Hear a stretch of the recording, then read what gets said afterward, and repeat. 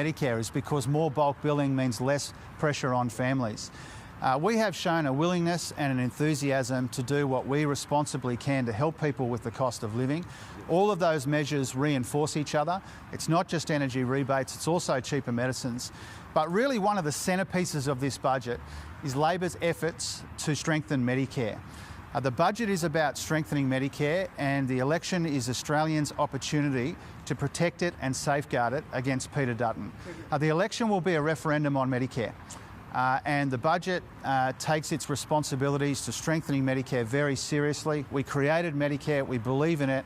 We're strengthening it by investing in bulk billing in record ways in tonight's budget. President, to what extent have Donald Trump's tariffs won't be known until April 2? To what extent have you been able to tuck measures away just in case? You won't necessarily see announced today, but are there in response if necessary? Yeah, well, we're not uniquely impacted by policy developments out of Washington DC, but we've got a lot of skin in the game because we're a trade-exposed economy. And so we will continue to engage with the Americans. We'll continue to stand up and speak for our interests. Our best defence against this global economic uncertainty is a more resilient, more competitive, more productive economy. And you'll see that that is a major feature of tonight's budget. President, it wasn't anticipated that you would be handing down this budget. Were it not for natural disaster, we probably would be in a campaign by now. So is this an election-winning budget or an election-losing budget? Well, first of all, there are a series of assumptions in your question, Chloe, which I'm not necessarily going to come at. I'm really pleased that we get this opportunity, this rare opportunity, but welcome one, to hand down 4 budgets in a single parliamentary term. It hasn't happened since the 1940s. But from my point of view, it's a very welcome opportunity to put the economy front and centre on the eve of an election. Now, this is not a budget for the election, it's a budget to build Australia's future. But we want the economy to be front and centre. Now, our political opponents have spent all of their time trying to dismiss and diminish the progress that Australians have made together in our economy, and none of their time coming clean on what their secret cuts will mean for Medicare, for the progress we've made together, or that they will make people worse off. So this is their big opportunity this week. We do expect the economy to be central to the election campaign, and I think that's a very good thing.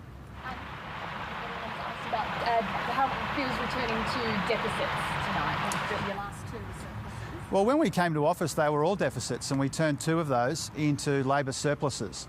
And because we did that, we have made a meaningful difference to debt. We've got $177 billion of Liberal debt down this year, saving Australians tens of billions of dollars in debt interest.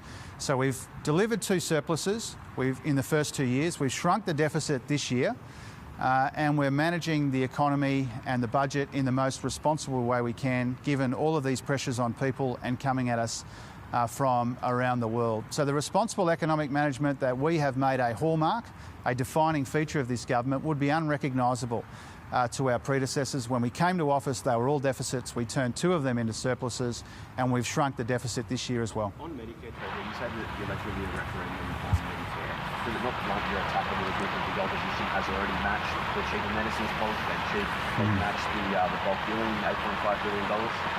Yeah, but we remember what Peter Dutton did when he was the health minister. He said before the election he was all for Medicare, and then after the election he tried to gut it. He tried to impose a GP tax and undermine universal Medicare in this country, which is one of the most important things we have going for us. The election will be a referendum on Medicare, and the budget will be about strengthening it.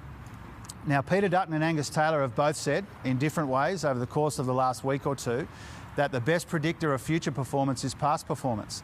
Now, that's a pretty chilling admission from Dutton and Taylor, because last time Dutton was the health minister, he went after Medicare and undermined it. He cut tens of billions of dollars out of health.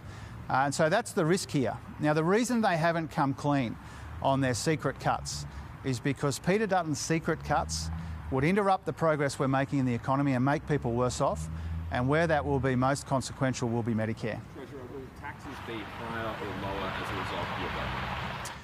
You'll see tonight all of the figures when it comes for example, tax to GDP and the like. You know, you see a lot of speculation before budgets. Not all of it is right.